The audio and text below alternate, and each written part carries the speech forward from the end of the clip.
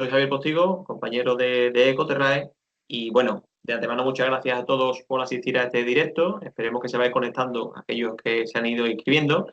Bueno, nosotros desde Ecoterrae hemos creído interesante hacer este nuevo directo, ¿vale? Que se titula Todo lo que debes saber sobre tu informe de sostenibilidad, ya que, bueno, sabemos que estamos en una época en la que efectivamente hay que ultimar detalles para poder hacer ese reporte. Bueno, por tanto, muchas gracias a todos, bienvenidos en un nuevo directo. Al final, sabemos que es el momento de realizarlo, de realizar este reporte SG, y si tú tienes dudas, has hecho bien en venir. Si te falta algo de convicción a la hora de realizarlo y terminarlo, perfecto. Te agradecemos que vengas aquí, vamos a intentar esclarecer todo este tipo de conceptos y dudas bajo una determinación y una rigurosidad. ¿Vale? Por ello, entendemos que los compañeros que tienen que estar aquí son Cecilia Romero, compañera que ya estuvo en el anterior directo, Javier Cabero y Abilio Caetano. Cecilia, breve presentación, nuestra manager de línea SG en Ecoterrae, también ambientóloga como varios de los que estamos aquí en Ecoterrae, en este caso por la Universidad de Huelva y especializada en sostenibilidad eh, con el máster SG, y además ha colaborado en proyectos europeos, ¿vale? También es importante saberlo porque al final toca un poco de investigación, desarrollo, cosas que también se tocan dentro de estos informes, ¿no? Además, bueno, ha ejercido incluso como docente en biología y geología. Bueno, también tenemos aquí a Abilio Caetano, Abilio que está liderando el desarrollo de negocio en Ecoterrae, lleva ya 10 años ayudando y asesorando a empresas para establecer y dar empaque a esas estrategias de sostenibilidad. También graduado en ciencias ambientales y, por supuesto, eso, como digo, asesoría empresarial enfocada también incluso en riesgos, seguros y certificaciones. Proyectos de ámbito público y privado, o sea que ha tocado un poquito de todo y eso la ha ido nutriendo en el camino. Así que bien. Bueno, también estamos con Javier Cabero. Javier, como ya también participó en el anterior directo, bueno, también es manager de sostenibilidad. Él, que ha trabajado dentro del área, que está trabajando actualmente en el área de desarrollo de negocio también, desde nuestra sede en Madrid.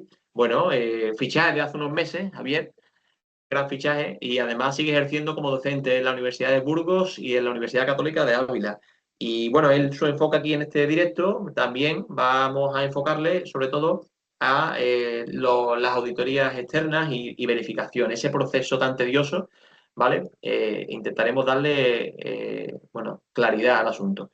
Bueno, una vez presentados los compañeros, al final sabemos que tenemos que intentar aportar esa claridad para evitar un caos de última hora, ¿vale? A la hora de rematar estos informes y estos reportes de sostenibilidad. Bueno, hemos ido evolucionando, pasando de un criterio que generalmente se consideraba, oye, voy a cumplir de manera legal, pero ya se está viendo como una herramienta seria, ¿vale? Para responder a todos los grupos de interés, haciendo un ejercicio de transparencia y que además a la propia entidad genera reputación, genera equilibrio y una trazabilidad y una gobernanza responsable que se ven reflejados, ¿no? Entonces, bueno, en este ratito de aproximadamente 45 o una hora, vamos a contemplar desde el ámbito reporte el marco propiamente, marco técnico y el marco metodológico, con nuestra compañera Cecilia.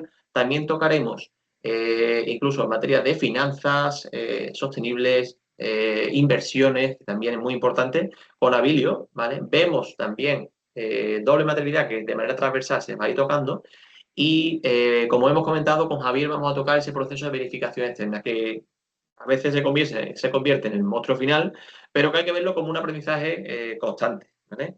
Hay que enfocarlo así, lógicamente. Bueno, entonces hemos considerado de Coterrae que este webinar, este directo, se dista del anterior que realizamos, que era de manera transversal. Ahora vamos al enfoque último final para rematar esos reportes, ¿no?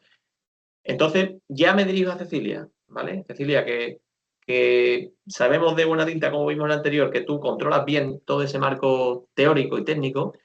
Bueno, cuéntanos un poco, Cecilia, ¿cuál sería el primer paso para no morir en un intento de hacer este reporte de sostenibilidad? ¿Vale?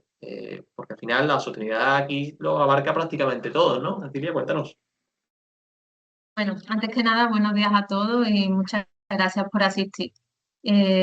Antes de empezar a entrar en materia, sí que quiero decir que me tengo que ausentar luego, después de mi intervención, unos minutos, para que lo sepáis y luego intento volver, ¿vale? Que tengo una reunión importante sobre una verificación. pero bueno, va a ser solo unos minutos. Vale, Y, perfecto. y nada, y volviendo ya a la pregunta que me decías que cuál era el primer paso, ¿no? Pues esta es la pregunta clave para abrir este bloque.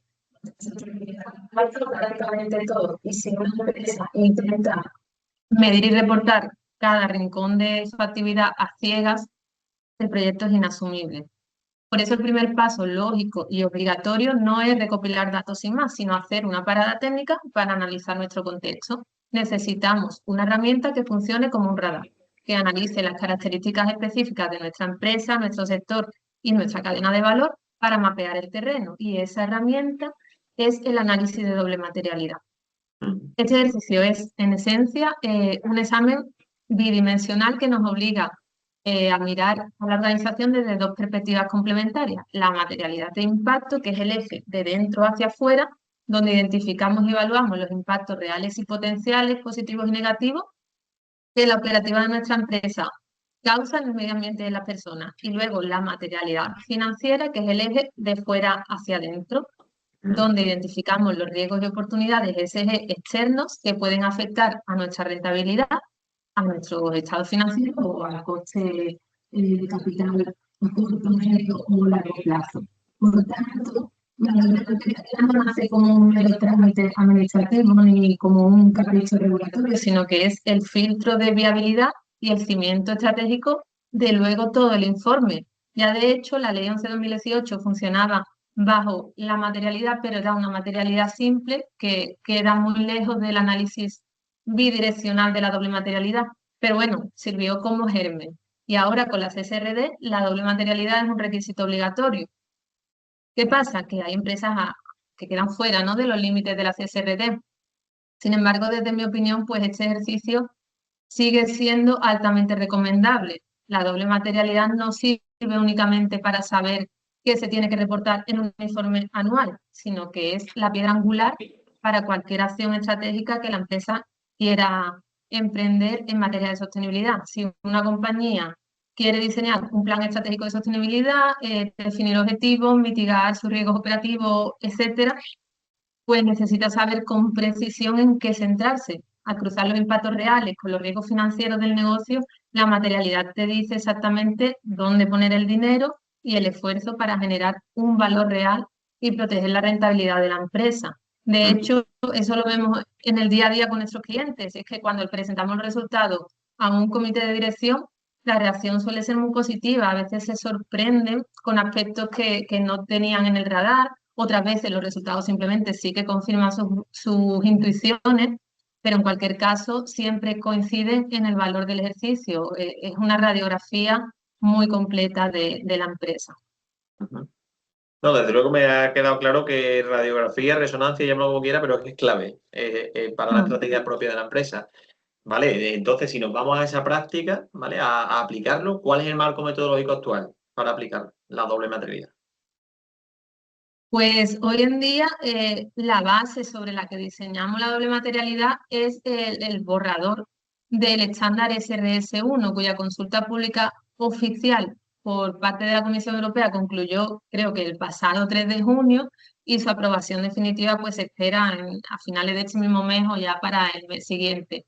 Este marco no parte de cero, sino que es una evolución de los primeros criterios que la Comisión Europea y el EFRAG publicaron en el primer conjunto de normas, que fue en 2024, creo recordar, pero el texto actual sí que introduce modificaciones para reducir esa excesiva complejidad matemática de este modelo anterior. Por mencionar algunas de las más importantes, la periodicidad. Ya los nuevos borradores sí que resuelven explícitamente esta laguna, la frecuencia del análisis. Se determina que una evaluación de doble materialidad no tiene que repetirse obligatoriamente desde cero cada año, sino que se puede mantener el análisis anterior siempre que la organización cuente con un proceso de monitorización que confirme que no ha habido cambios sustanciales en su contexto, ¿no? Ya sea en la estructura, en relaciones comerciales, en metodología de evaluación, etcétera. Mm. También se da una optimización de ese nivel de agregación, a diferencia de esa rigidez de los anteriores que obligaban a la empresa a identificar y puntuar matemáticamente cada impacto, riesgo y oportunidad. de manera individual y desagregada, pues el borrador consolidado, este último, permite estructurar la evolución de la evaluación de materialidad directamente a nivel de tema general. Por ejemplo, evaluar la biodiversidad en su conjunto, o también por sector, por zona geográfica. Pero bueno, no obstante, sí que hay que aclarar que la norma indica que esta mayor flexibilidad de agregación jamás debe utilizarse para suprimir información relevante, que es importante tenerlo en cuenta. Luego, pues, ¿qué más novedades? Pues que si un impacto, un riesgo y oportunidad material está vinculado únicamente a un subtema concreto, la empresa solo está obligada a divulgar la información relacionada con ese subtema. En esta misma línea, aunque un tema ESG sea material para la empresa, no existe una obligación automática de divulgar todos los requisitos de información asociados a ese tema. Si el análisis concluye que un requisito concreto no es significativo, pues se puede excluir legítimamente del informe.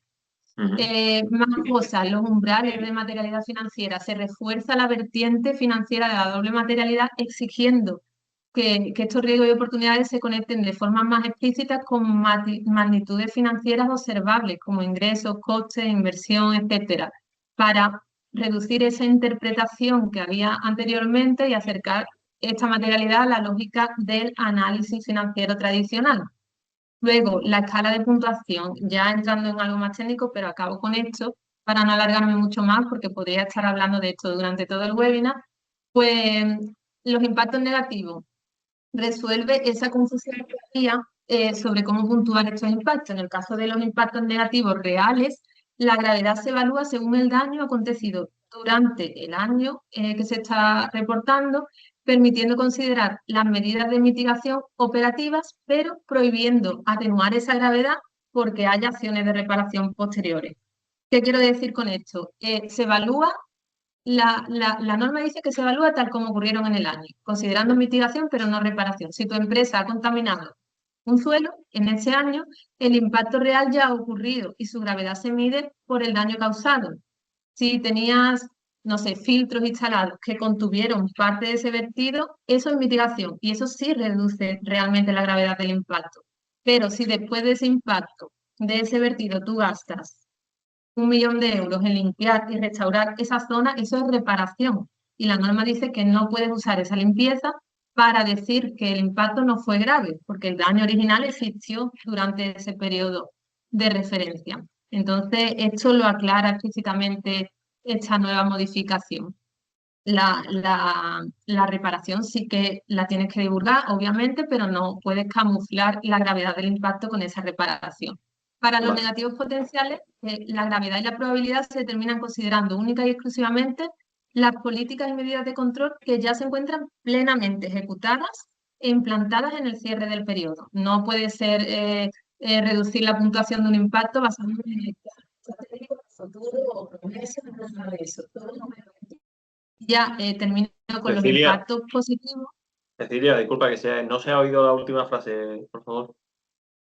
Sí, no, simplemente que queda prohibido reducir la puntuación de un impacto basándote en planes estratégicos futuros, ¿no? En promesas. Y por último, ya para terminar esta parte de las novedades, pues con los impactos positivos, que va un poco en línea igual con el punto anterior, se evalúa de forma estrictamente independiente estos impactos y nunca como un elemento corrector de impactos negativos. Los impactos positivos quedan reservados exclusivamente a aquellas actividades de la empresa que mitigan o reparan de forma directa los impactos ambientales o sociales a terceros no relacionados. Por tanto, ¿qué quiere decir? Que las medidas de prevención o las acciones de reparación de los impactos negativos de la compañía no pueden computar como impactos positivos. O sea, al fin y al cabo, tú hablas aquí mucho de impacto, ¿no? Lo que está claro que existe un marco en el que tenemos que ceñirnos y que no podemos obviar, oye, pues puntos significativos de lo que ha sido el desarrollo de una empresa, ¿no? Evidentemente. Vale, bueno, sé que es difícil, Cecilia, hacer un poco de brevedad, por así decirlo, o gran resumen de todo esto que has comentado y que a lo mejor en la práctica se hace un poco largo, pero mira, la has resumido bien, has puesto estos ejemplos, o sea que me parece perfecto y además ha hilado con cosas que también Abilio nos va a comentar ahora, ha hablado de inversiones, ha hablado de fondos, o sea que ahí vamos a hilar bien, te lo agradezco. ¿Vale? Entonces, porque tú me estás hablando del barco, pero en sí propiamente, Cecilia, ¿existe una metodología oficial y cerrada, clave, concreta, para hacer esa doble materialidad o, bueno, cada empresa puede construir la suya? Bueno, esta pregunta es importante porque aquí hay que distinguir dos cosas. Una cosa son los criterios normativos y otra cosa es la metodología operativa.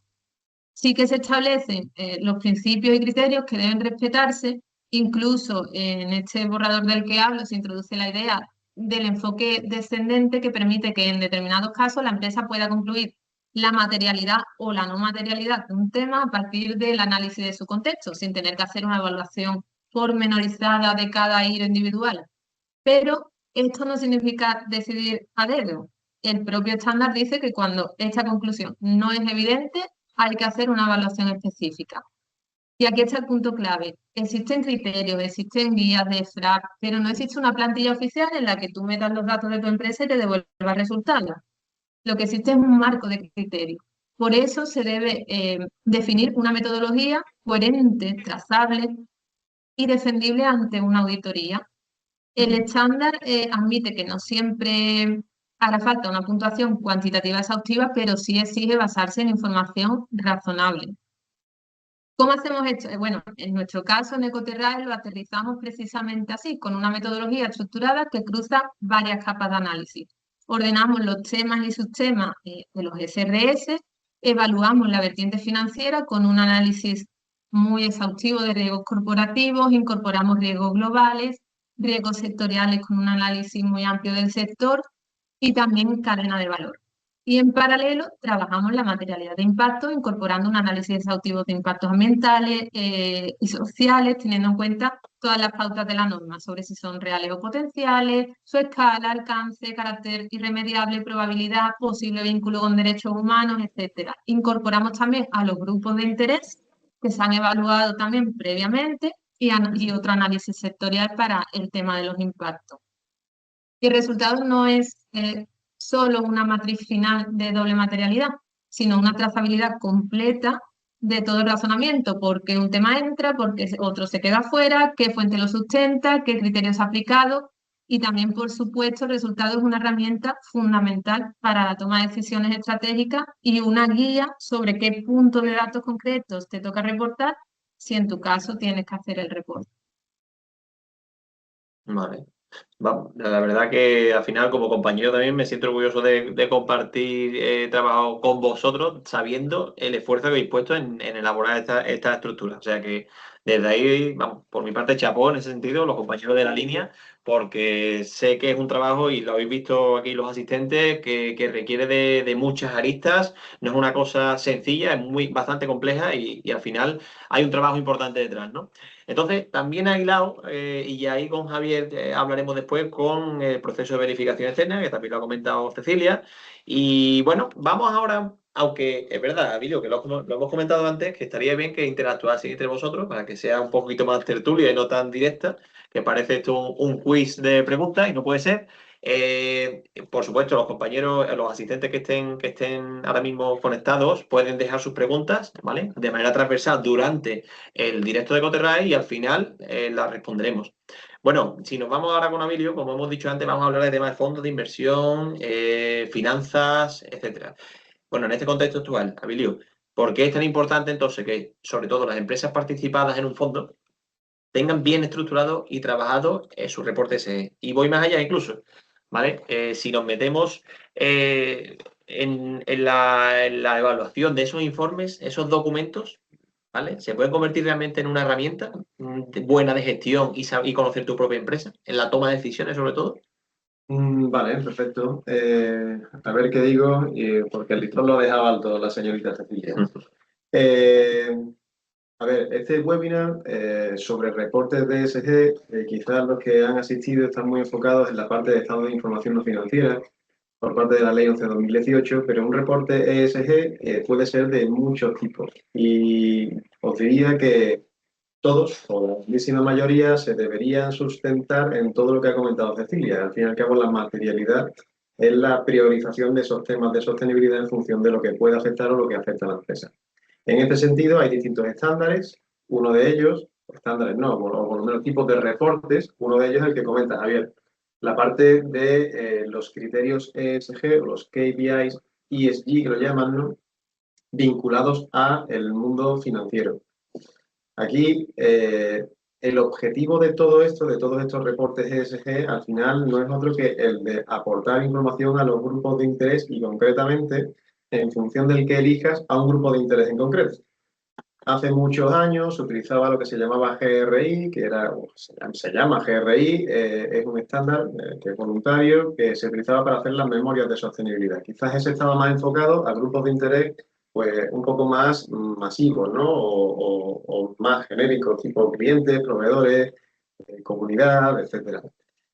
Luego sale la Ley 11/2018 con el objetivo de dar información no financiera, que la llamaban. Luego cambian a la información de sostenibilidad. Eso no está enfocado a grupos de interés como los que estábamos comentando, sino estaba más enfocado al sector pues, financiero, al sector de valoración de empresas desde el punto de vista ESG. Y de hecho el objetivo es ese, es básicamente hacer unas cuentas anuales, pero en vez de ratios y activos y pasivos y pérdidas y ganancias, hablar de KPIs de sostenibilidad. Eso es para puro sector financiero, para pura valoración de empresas desde el punto de vista ESG, para sacar un rating de riesgo ESG de cara a los inversores.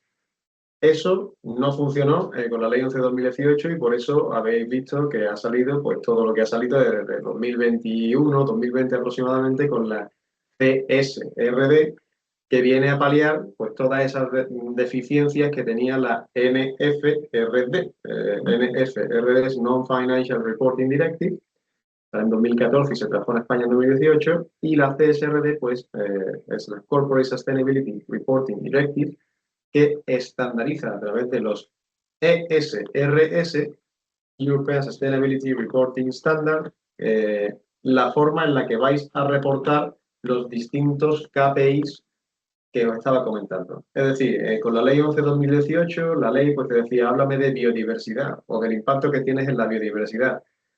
Como podéis comprender, a mí me preguntan eso y de 10 empresas a las que se lo pregunte, 10 son 10 respuestas distintas y 10 cosas que no son comparables. Por tanto, tú no puedes hacer una valoración de la empresa objetiva ni una comparación de a dónde llevar tu capital, porque no estás valorando lo mismo. Por tanto, los ESRS vienen a paliar ese problema de comparabilidad. De hecho, tiene que auditarse obligatoriamente y según unos, lo ha comentado Cecilia, una serie de temas de sostenibilidad que no vamos a entrar en demasiado tecnicismo, pero lo que habréis escuchado por ahí de data points seguramente os suenen, que son perfectamente objetivos en cuanto a cómo tienes que reportarlo, ¿no?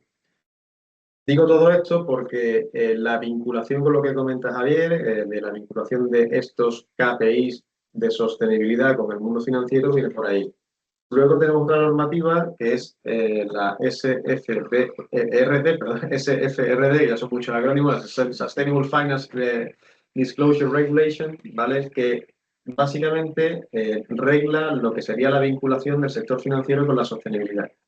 Ahí hay una mención específica para los tipos de fondos de inversión, para los tipos de productos financieros, para temas de aseguradoras, etcétera, y dice exactamente lo que tiene que hacer un fondo de inversión o lo que tiene que tener en consideración un banco, un financiador, etcétera, para considerarse, por ejemplo, un fondo de impacto, ¿vale? Si nos seguís por LinkedIn o por alguna de nuestras publicaciones y tal, veréis que hay distintos tipos de fondos, distintos tipos de productos, etcétera. Y hay unos fondos que son fondos de impacto, bueno, lo llamaban artículo 8 y 9, ¿no? Sobre todo el 9, que tienen obligaciones también de reporte ESG. Por tanto, ya estamos hablando de otro tipo de reporte ESG que también está basado pues, en esa parte de materialidad. Por tanto, tenemos por un lado el reporte de Global Reporting Initiative, que es un estándar voluntario, un reporte ESG voluntario, para grupos de interés un poquito más, hemos dicho, generales, masivos, etcétera. Estados de información no financiera o informes de sostenibilidad según SRS, que está muy enfocado a valoración de empresas, ¿vale? A valoración de empresas. Ahí está toda la información y la puedes utilizar como quieras, pero está sobre todo enfocado a valoración de empresas.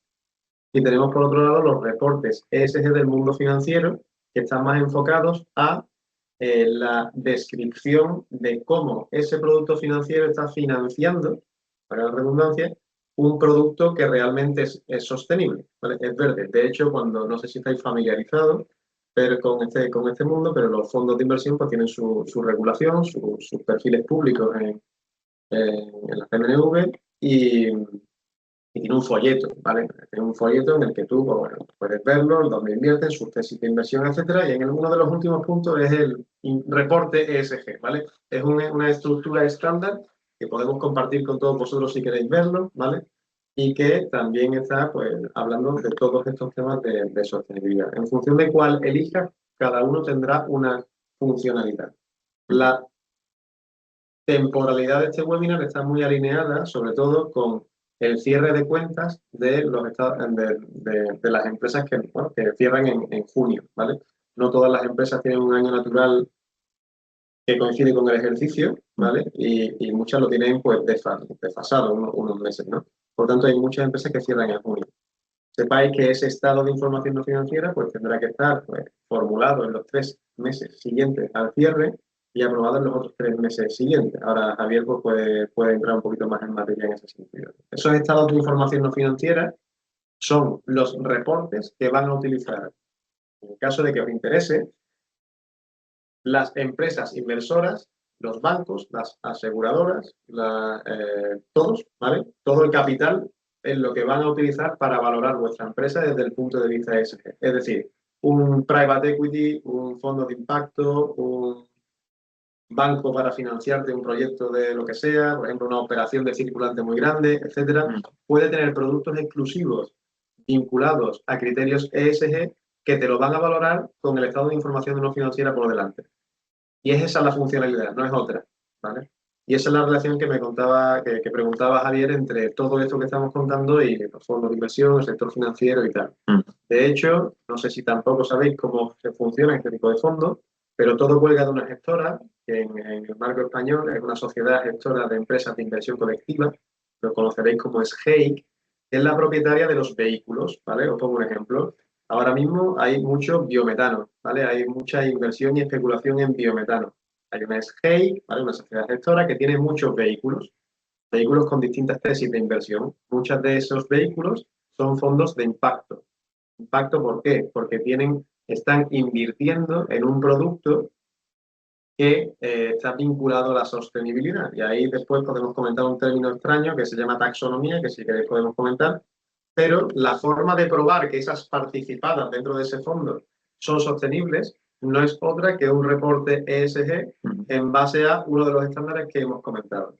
En el caso de los fondos es un poco distinto, está regulado por un reglamento técnico que está bueno, lo podemos compartir también, que es un esquema, ¿vale? Un esquema a tipo folleto, pero que también habla de lo mismo, ¿vale? De hecho, las participadas no suelen ser grandes empresas, que son las que están obligadas a hacer los estados de información no financiera, por tanto tienen que tener sus propios, digamos, estándares que muchas veces pues, tienen que ser un poco más sencillos porque son empresas más pequeñitas, ¿no? Y para eso también se utiliza otro esquema que puede comentar también ahora Javier, que es el VSME, que ahora le han cambiado el nombre, como le cambian el nombre últimamente a todo, que es el estándar voluntario para reportes de sostenibilidad en pymes, que se utiliza mucho a modo de due diligence en la compra-venta de organizaciones. Dentro de una due diligence, cuando hay un proceso de compra-venta con organizaciones, pues la parte ESG se suele hacer sobre todo con VSM o con, ya si son empresas más grandes, pues con otros de los estándares que he comentado. Vale, o sea, vamos, aquí has dicho una cosa que es muy importante, tú has hablado también de enfoque de riesgos, pero también te has centrado y has abierto un abanico de oportunidades, ¿vale? Que eso es importante también que lo sepáis, las empresas que estéis aquí.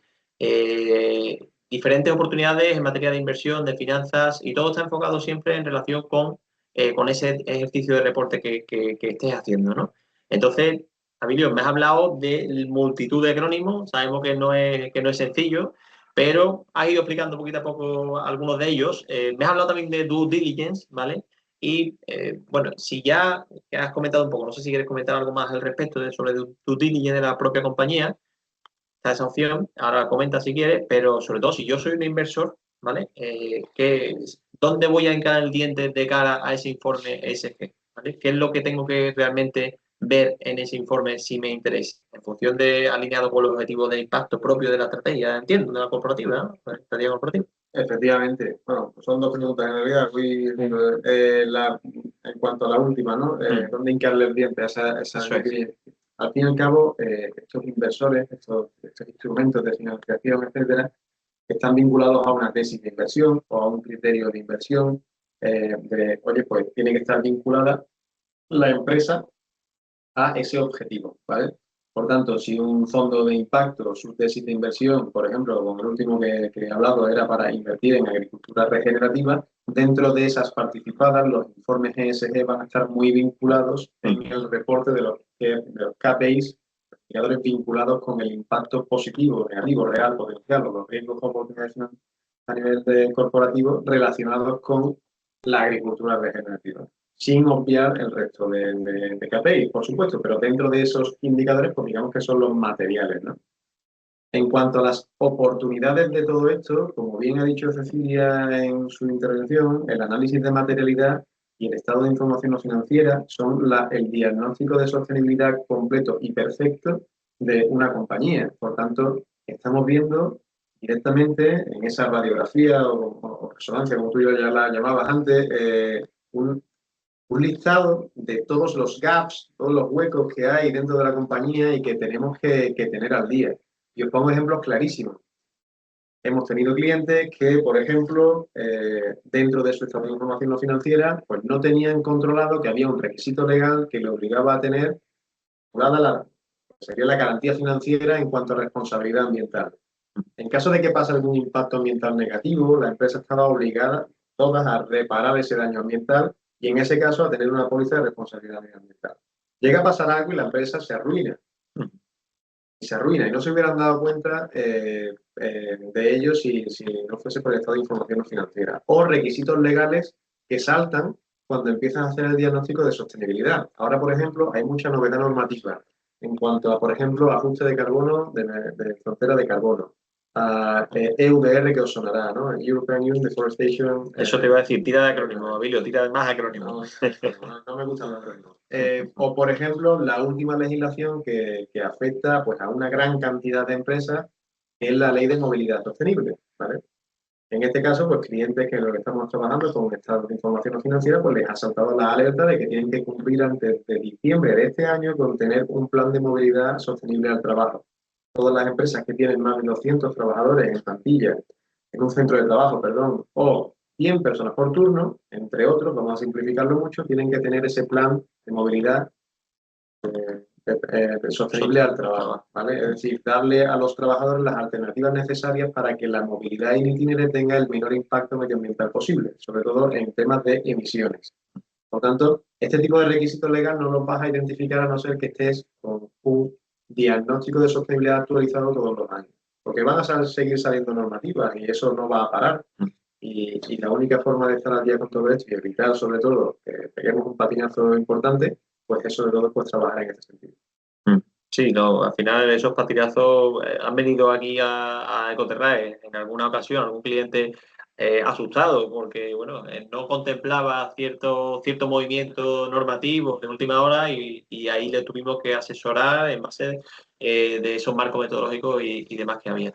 Bueno, creo que está siendo bastante completa la charla, este directo. Sigo intentando que hagáis esas preguntas, ¿no? Hagáis esas preguntas en el directo de Coterrae para aquellos que no estáis escuchando. Incluso, por supuesto, evidentemente nos podréis hacer estas preguntas una vez que finalicemos a través del info@ecoterrae, lo recalcaré ahora después. Y bueno, ya que hemos hablado dentro de este marco normativo, de fondos de inversión, de riesgos, de oportunidades, de abrir ese abanico de oportunidades, que es importante también que lo contemplemos todos, ¿no? Vamos al paso final. Ese paso final con Javier Cabero, que ya que él ha tenido y tiene experiencia en materia de verificación. Javier, tú como auditor, ¿qué aspectos principalmente tenías más en cuenta, ¿no? Durante todo el proceso y en el informe final, ¿no? Cuéntanos un poco, Javier. Pues salvando, muy bueno, muchas gracias por volver a invitarme y bueno, gracias a todos los asistentes primero.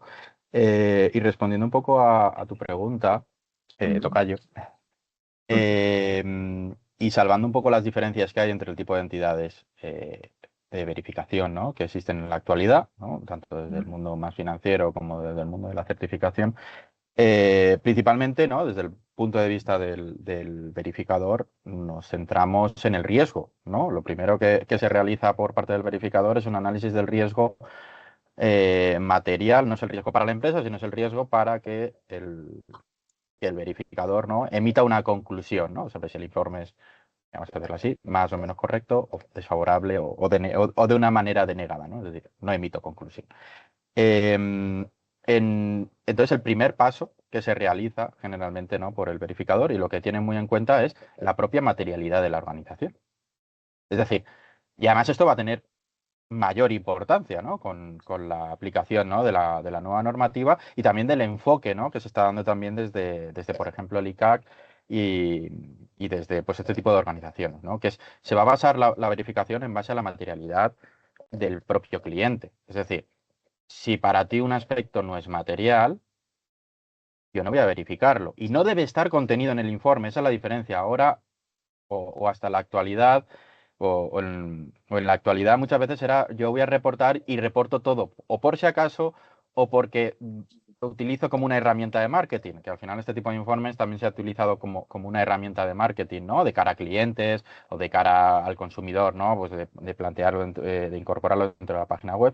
Lo que establece la nueva normativa es usted únicamente debe reportar lo que es material para la organización o en base al impacto generado, ¿no? En lo que hablábamos de los AIROS, ¿no? que están dentro de la doble material. Entonces, el primer punto en el que los verificadores se van a centrar, ¿no? o en los que, al menos en mi experiencia, ya nos centrábamos en estos últimos años, era en ese estudio de materialidad. Y en los resultados. Nosotros hacíamos, como verificador, normalmente pues hacíamos también un pequeño ejercicio de materialidad muchísimo más simplificado para ver que estuviera alineado un poco a estándares también o a estándares sectoriales, ¿no? que haya a nivel internacional. Y en base a eso, nosotros, o lo que se va a realizar a futuro, ¿no? los verificadores, es que si se dará una primera conclusión sobre la materialidad y si la materialidad no es correcta, se parará el proceso para tratar de solucionar o solventar esas dudas. Una vez ya tenemos esa materialidad, aparte de esa, pasaríamos a esa subfase, que sería el análisis del entorno de control de la propia organización. Es decir, los verificadores lo que quieren saber es si tú como organización tienes los sistemas suficientes, y ahí hablamos desde sistemas de documentación, herramientas informáticas, gente preparada, para abordar de que la información es correcta o no. Entonces, en función de todo ese primer análisis, lo que se realizará después es una especie de muestreo, ¿no? ¿Y a dónde se centra? Pues oye, van a buscar, y yo siempre digo que un buen verificador, si un verificador te indica que no ha encontrado ningún aspecto que mejorar o solucionar, es que no es un buen verificador. Esa es mi máxima, ¿vale? Al final, el verificador, aunque creo que muchas empresas, porque lo he vivido, ¿no? Nos veían como el malo de la película, ¿no? Es como el malo de las películas, ¿no? Es decir, bueno, ya viene y ahora a ver cómo... Al final también tenemos esa labor de mejora continua, ¿no? Y de, oye, decir, y también de apoyo, ¿no? Tanto al consultor como a la empresa, decir, oye, esto hay que reenfocarlo o se puede reenfocar de una manera u otra, ¿no? Yo creo que al final esa colaboración o incluso pues mi incorporación aquí también en el equipo es también integrar todos estos aspectos de conocimiento de, oye, yo ya sé qué me vas a pedir. Voy a integrarlo en mis sistemas para asesorar a las empresas. Es decir, eso es un poco lo que también estamos trabajando o queremos trabajar, ¿no? Es decir, oye, que tú vas a tener todo ya preparadito, ¿no? Para que cuando venga el verificador, pues todo sea bastante más ágil, ¿no? Entonces, y ahí generalmente, ¿no? En todo ese proceso, pues se centran principalmente, oye, pues que haya una buena trazabilidad de la información, que haya una consistencia de los criterios, que haya una supervisión, ¿no? También por parte de la organización de esa información, etcétera, ¿no? Entonces, pues podríamos entrar ahí a aspectos concretos, indicadores concretos, y me podría tirar todo el día hablando de ello. Pero es un poco así en el resumen, ¿no? Cómo se centra, ¿no? Primero lo que es material, lo que es de riesgo, para mí la conclusión del verificador y luego esa emisión de pruebas o en base, ¿no? a determinados criterios de calidad del dato. Vamos, yo te imagino de auditor, Javier, y veo 3 o 4 páginas de observaciones y alguna no conformidad, no lo sé, dependiendo. Yo no me lo imagino, yo No. lo he tenido en contra y efectivamente... Exactamente, Abilio me ha vivido. y sabe cómo lo gestiono generalmente. Es verdad que siempre desde el punto de vista, creo que el enfoque también desde el punto de vista de los verificadores no solo debe ser esto está mal y ya está, sino también esa parte un poco de acompañamiento, ¿no? Que yo creo que Abilio y yo hemos tenido ahí también muchas peleas, pero después también mucha colaboración desde, ostras, pues esto a lo mejor habría que enfocarlo así. Yo creo que al final aquí todos aprendemos, ¿no? Porque hay veces que también el verificador aprende también, ¿no? De nuevas maneras o nuevos enfoques, ¿no? De cómo se incorpora pues criterios, ¿no? Que a lo mejor pues no tienes tan al día, ¿no? Mm. Sí, bueno, la verdad que al final has dado la clave. Todos aprendemos, ¿no? Desde vosotros como verificadores podéis proponer también, ¿no? Y nosotros como consultores podemos darle ese enfoque que al final el verificador quiera, pero siempre con el expertise técnico que hay detrás, ¿no? Que es importante también Ujú. y, bueno, que se unifiquen criterios, ¿no? Porque al fin y al cabo, Javier, si queremos responder bien y de manera ágil, con un resultado positivo en el proceso, ¿cómo lo hacemos? Cuéntanos, que no nos pongan muchas Pues no conformidades, Javier.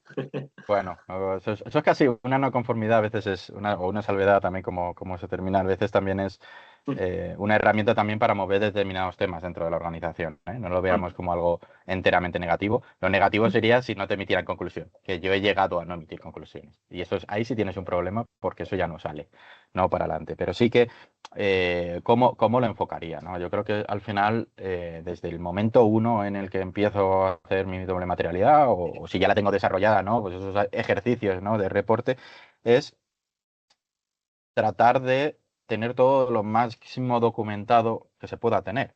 Y evitar también un poco lo que comúnmente utilizaba mi director en KPMG, que eran las bilbainadas, no sé si conocéis el término, que es exageraciones de yo soy el mejor o no, porque eso al final se ve y es a lo primero que vamos. Es decir, oye, esto no eres el mejor, eres el tercero mejor, puedes decir que eres referente, que estoy...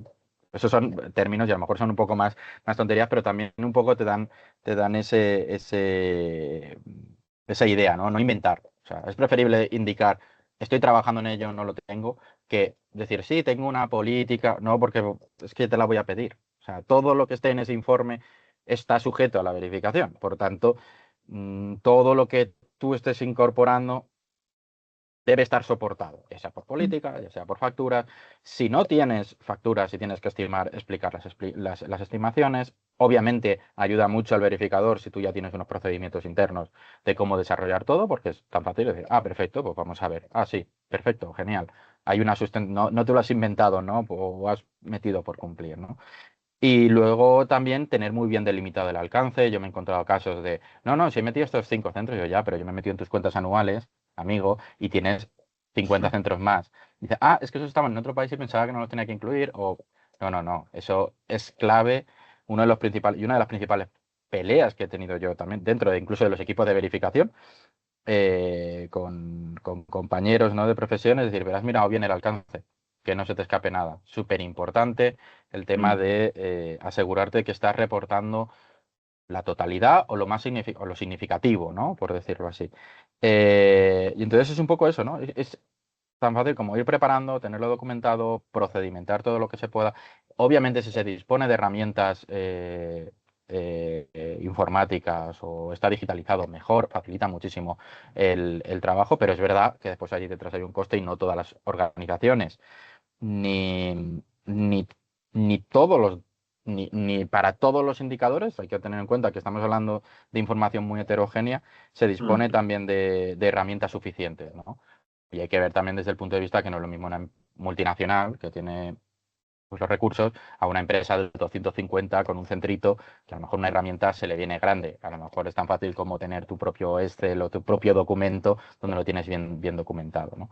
Entonces yo creo que principalmente las claves son eso, ¿no? Es decir, documentación de la información, procedimentación y establecimiento de criterios homogéneos y que se sigan. Y por último, un control. Es decir, ya sea por una segunda parte o una auditoría interna, o bien que haya una persona responsable de supervisar los datos. Porque es donde muchos errores se encuentran ahí. Decir, ostras, es que no lo había visto. Pues yo, claro, si no pones a nadie a supervisar el dato, pues... Y eso, por ejemplo, yo me acordaba mucho con Abilio de decir, mira, es que he encontrado esto. Y Abilio, sí, mira, yo aquí he encontrado este también y lo he corregido. Y entonces veíamos Que claro, al final esa labor también que se hacía por parte de Abilio y el equipo, joder, se reducía mucho la cantidad de errores. El tener también a alguien que haga ese ejercicio, ¿no? de revisión, incluso ojos. Yo siempre digo que muchas veces, a veces unos ojos nuevos, ¿no? que vean la información ayudan mucho a identificar errores, porque se te vicia, ¿no? Entonces, yo creo que esa labor también, que pues en las vivencias que he tenido con Abilio, decir, mira, he identificado esto, esto y esto, y joder, te me has adelantado, Abilio, y yo no me hagas mi trabajo. Ayudaba mucho. No, no, sin duda, sin duda. Emilio, por alusión, no sé si quiere decir algo. Yo el papel de la auditoría creo que es fundamental, pero no es por nada, sino porque veréis, el reporte ESG, si ponías alguna bilibainada, como dice Javier, o su ex jefe, en realidad antes no pasaba nada. Es decir, si se colaba, pues bueno, pues ya está, pues se coló, ¿no? Ahora hay una nueva directiva, la 2024-825, la llaman el Empowering Consumers, que es contra el greenwashing, ¿vale? Es decir, no está la directiva de Green Claims que salió y la paralizó creo que fue Italia, ¿no? No sé si me podéis corregir, que no salió al final, sino que salió ahora la directiva que os estaba comentando. Y de hecho es fundamental tenerla en cuenta porque antes no pasaba nada, pero ahora sí. Lleva en vigor 2 años, desde marzo de 2024. Tuvieron, creo que fueron 2 años hasta marzo de 2026 para transponerla. Y traspuesta o no traspuesta, aplica en septiembre de este año. Por tanto, ya empieza a ser peligroso poner afirmaciones que no son reales en cuanto a temas verdes. Eso de sostenible o verde o somos Eco. los más tal o neutro en carbono y tal. Eso hay que cogerlo muy con pinzas y tener la certeza absoluta de que si hay algún tipo de reclamación por parte del consumidor, pues tengamos la trazabilidad absoluta de que eso es real, porque ya están hablando de sanciones de hasta el 4% de la facturación anual. Eso es el evita de muchas compañías, ¿vale? Por tanto, es muy importante tener esto en cuenta, muy, muy importante, porque no es una ley de, digamos, reclamaciones verdes, pero sí, no hay una ley específica, pero sí hay una modificación o, digamos, una adaptación de la ley de competencia desleal, de la ley de publicidad. Hay un organismo que se llama Autocontrol que gestiona todo este tipo de afirmaciones, etcétera. Por tanto, ya eso de neutro en carbono o somos los más verdes o una etiqueta de huella de carbono en una caja llena de distintos productos, pero la huella de carbono la tenéis certificada únicamente en un producto, eso ya es peligroso, ¿vale? Para riesgos reputacionales, riesgos financieros y sobre todo de sanciones por incumplimiento de requisitos legales, ¿vale? Por tanto, el papel de la verificación es fundamental en los estados de información no financiera. Por eso y porque cualquier, no digo mentira, pero sí a lo mejor omisión o cualquier magnificar resultados o ampliar el alcance de algunas cosas que hayáis hecho, meterlo dentro de un estado de información no financiera puede caer por ahí, o en caso de que estéis buscando capital, pegar un patinazo con el financiador, en este caso el inversor, de que os pillen y realmente pues se pueda tumbar una operación, pero fácil, vamos, que las hemos visto caer, ¿no? Sí. Y hay que tener en cuenta un aspecto, en línea a lo que dice Abilio, que es que el verificador obviamente es importante, pero es que al verificador también le van a empezar a poner trabas. Y vemos la CSRD ya empieza a establecer sanciones, no quizá a lo mejor tan duras, ¿no? como en el ámbito financiero, pero ya empieza a establecer potenciales sanciones a los verificadores si dan el informe así como así, o omiten información, es decir, que no van solo a por la empresa, sino van a ir a por el auditor. Y el auditor, yo como digo, si yo tengo que firmar, porque además van a por la persona que firma y a por la empresa, o sea, es doble multa. Es decir, al que firma porque no has hecho tu control o tu labor, pero a la entidad asociada, ¿no? En este caso, pues imaginemos Ecoterra, yo firmo, pues me caería a mí esa multa, pero además también a Ecoterra, ¿no? Por tanto, tanto a nivel personal como a nivel empresarial, hay un riesgo enorme. Yo hablando con mis antiguos compañeros, y algunos que son socios, dice, y estamos acojonados, disculpad la expresión, soy muy, pero estaban asustados. ¿Por qué? Porque dicen, es que como yo firme algo mal o se identifique o salga un pufo, como han salido en ámbitos financieros, es que yo me arruino. Recordaros Entonces, que el título no es todo lo que debes temer sobre tu informe de sí, sostenibilidad, es exactamente, todo lo que debes saber, que estáis asustando aquí exactamente. a Pero, la pero, Lo que pero quieres es, saber. pero es bueno que se sepa también Sin que duda. el endurecimiento por parte de los verificadores en los próximos años también Mm. viene debido a que también a ellos se les están estableciendo controles, que eso no estaba ocurriendo hasta ahora. Y era uno de los problemas que lo hemos vivido a Bilio, que en estos últimos años ha pasado, que dice, bueno, yo te lo doy porque el riesgo que tienes es un riesgo menor. Tanto es un riesgo, igual que la empresa ahora podía decir, hasta ahora podía decir cualquier nada y no pasaba nada, comillas, comillas. Aunque podríamos ir a algún caso que ha pasado por decir que mi ropa es sostenible y no sostenible, y esto fue hace un par de añitos. También al verificador, como no tenía no le suponía un riesgo, incluso estaba sujeto a un riesgo de independencia asociado a temas de si yo le pongo una salvedad a un cliente, pierdo ese cliente, ¿no? Entonces el cliente podía amenazarte y por tanto perdías la independencia que tiene que tener un verificador, ¿no? Y esto lo he vivido muchísimas veces de estar discutiendo con los directores, decir yo no puedo indicarte que esto está bien si está mal, ¿no? Entonces puede ocurrir, entonces ahora estas herramientas también sirven para que el auditor también haga bien su trabajo, ¿vale? Que yo creo que al final también las empresas tienen que hacer bien su trabajo, pero el auditor también. Sí, que Todos todo no los quede a servicios de auditor. expensas, que todo no quede a expensas de lo que te va a valorar el auditor. Oye, que el auditor Exacto, propiamente también lleva su parte de responsabilidad, obviamente, y que también tiene que estar formado, informado y siempre en constante aprendizaje, como tú bien has dicho antes, Javier. exacto, Vale, estupendo. Pues exacto. oye, me ha gustado que al final habéis podido interactuar también. Cecilia incluso no se ha ido, o sea, cosa que celebro. Nosotros por parte de Coterra creo que hemos tocado todos los palos que teníamos previsto en este directo. Veo que nadie se ha arrancado con lanzar alguna pregunta, o sí, me están diciendo mis compañeras que sí. Vale, estupendo. Mira, Javier Torres, hola Javier, te saludo personalmente, que nos conocemos. Cecilia, yo creo que esta pregunta va a ir para ti. ¿Vale? No sé si la pueden ver. Nos pregunta Javier, ¿vale? Javier Torres, ¿podéis repetir la normativa sobre la que estáis hablando ahora, que se transpone y que entra en vigor en septiembre? Abilio también. Directiva 2024-825.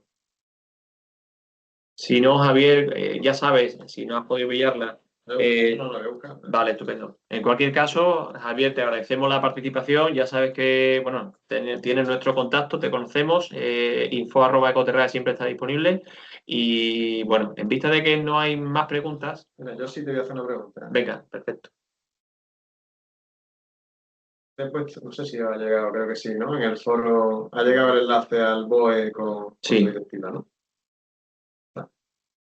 Para que se lleve el público algo práctico, a mí lo que más me costó fue adaptar la metodología para saber cómo se analiza desde el punto de vista financiero, de materialidad financiera, cualquier riesgo u oportunidad. Los criterios que se pueden justificar de cara a una verificación. Por ejemplo, ¿cómo lo haces? Oye, pues esto me puede hacer daño, esto me puede generar beneficios, pero el daño, ¿cómo lo cuantifico? En pérdida de dinero, en cómo cuantifico la pérdida de reputación. Oye, tengo una interrupción de suministro, ¿cómo creéis que hay que cuantificar ese daño o ese beneficio, ese riesgo o oportunidad, que lo llaman en la materia financiera? Pues si quieres, cojo yo un poco el testigo y luego si que Ceci también si quiere incorporar algún tema. Yo desde el punto de vista de la verificación, ¿no? En estos años, sobre todo en estos 2 últimos años, ¿no? Que se empezó a trabajar con la parte de la doble materialidad. Quizás uno de los aspectos, junto a la definición de umbrales, más compleja. Porque cómo monetizas o cómo estableces un valor a un término tan ambiguo como puede ser que tenga un eh, caso de acoso, ¿vale? Pero que no haya una denuncia, sino cuál es el efecto que puede generar que se produzcan casos de acoso más allá de lo que es la parte de multa, ¿no? Es decir, oye, yo tengo una sanción, sino cómo eso puede influir incluso en el desarrollo o que se me vaya gente asociada a ello, ¿no? Es decir, la pérdida, por ejemplo, de la confianza de mis empleados porque no se está actuando como correspondería, ¿eh? Yo estoy yendo más allá de la multa, ¿no? Es decir, claro, te pueden sancionar, tú vas a juicio, te sancionan. Entonces, es súper complejo. Yo creo que hay indicadores que creo que a día de hoy es casi imposible sacarlos. Puedes estimarlos, puedes hacer hipótesis. Creo que aquí los estudios de impacto que se desarrollan de manera paralela, en cual pues, he trabajado en varios, ayuda mucho, que es cómo se traduce, por ejemplo, cómo se traduce financieramente que yo tenga una persona o que tenga un accidente o tenga una persona de baja por temas de acoso, ¿no? Es decir, eso supone cuánto dinero, ¿no? Y no solo desde el punto de vista interno, es decir, oye, esto a mí me cuesta tanto, pero ¿cómo cuesta esto a la sociedad? Es decir, porque ahí es mi impacto realmente en la sociedad es tanto monetizado, es tanto dinero, ¿no? Entonces, ahí son ejercicios prácticamente que los tienes que hacer casi en detalle, y yo creo que estamos en ese punto, ¿no? de madurez. Creo que hay muchos indicadores en los cuales aún no sabemos cómo van a poder incidir. Sí hay proyectos, y creo que no, y nosotros hemos realizado algunos, de TNFCD, el TISF, que ayer justamente en un evento que estuve lo estuvieron presentando sobre temas sociales. Todos este tipo de herramientas, ¿no? o de estándares sectoriales, ¿no? Como TNFCD, TCFD, ayudan mucho también a esa identificación, ¿no? o guía de cara a la definición del riesgo y oportunidad, de la valoración, y de los cuales pues hemos hecho, si mal no recuerdo aquí, Abilio, corrígeme, pero sí hemos participado en alguno de estos proyectos Sí. que creo que aportan desde el punto de vista del cambio climático cuál sería tu riesgo y oportunidad, pero esto se está ampliando y por tanto yo creo que van a ser herramientas que iremos incorporando también en esa valoración, ¿no? A lo mejor no tan a detalle, ¿no? como estos marcos de reporte, pero sí metodológicamente, ¿no? determinados aspectos, ¿no? a incorporar en ese proceso. Yo creo que es al final hacia donde tenemos que ir. No sé si Cecilia quiere añadir algo o...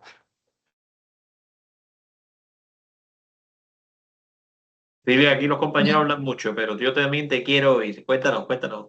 Sí, no, bueno, ya Javi lo ha explicado muy bien, ¿no? Antes que los riesgos se analizaban, bueno, con un criterio un poco cuestionable, ¿no? Prácticamente se reunían en una sala un equipo de la empresa y un poco a ojo discutían, venga, ¿cuánto le damos a este riesgo? ¿Cómo nos puede afectar? Y ahora ya eso cambia. Se debe elegir un criterio financiero como, no sé, el EBITDA, no sé, el criterio que mejor pueda definir esto y elegir una escala estricta de porcentajes de ese criterio financiero o tal. Y ya a partir de ahí, pues sí que con esa pérdida o cómo afecta a esa escala específica, se determina esa gravedad de ese riesgo. Eh, pero decir algo que aplica a todos los riesgos o una metodología es imposible, ¿no? Cada riesgo se puntúa de una forma diferente y se evalúa de una forma totalmente distinta. Son muy diversos. Los riesgos financieros, bueno, afectan a todas las escalas de la sostenibilidad, ¿no? Te puede afectar el cambio climático y te puede afectar, no sé, cualquier tema social o geopolítico. Entonces, es muy difícil decir resumidamente un criterio específico, pero sí, tener una escala, tener un criterio financiero concreto y darle objetividad a ese dato y a esa puntuación. Y aquí complemento, Ceci, disculpa, con el apoyo del área de riesgo, si la organización tiene alguno. Sí, Al fundamental. final, al final esto no quita que es un análisis de riesgos de Sí. aspectos que no son financieros, ¿no? Y de cómo impactan financieramente. Entonces, si no estás alineado con el área de riesgos, pues nada. Y además es que son un poco los que también te van a definir umbrales, los que te van a definir también la escala de valoración, que debería ser la misma.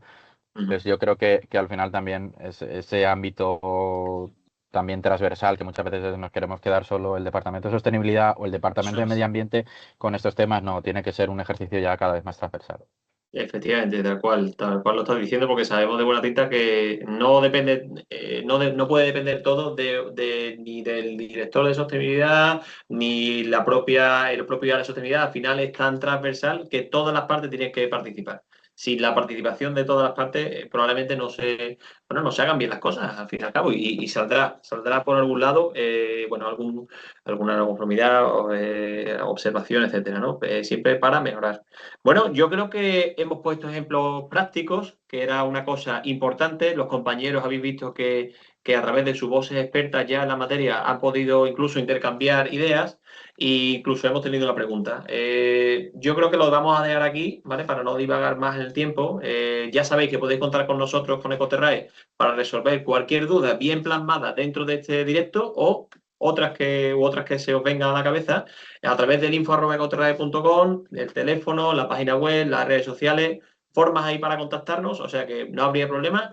Y nada, lo dicho, nos vemos en el próximo directo si así lo queréis, que será sobre mercados de carbono, el próximo 2 de julio, tengo entendido, según los compañeros me dicen. También lo utilizaremos como exposición para soluciones basadas en la naturaleza, ¿vale? Así que nada, sin más, muchísimas gracias a todos, agradecer de nuevo a los participantes, a nuestros ponentes y nos vemos en la próxima, ¿vale? Muchísimas gracias a todos.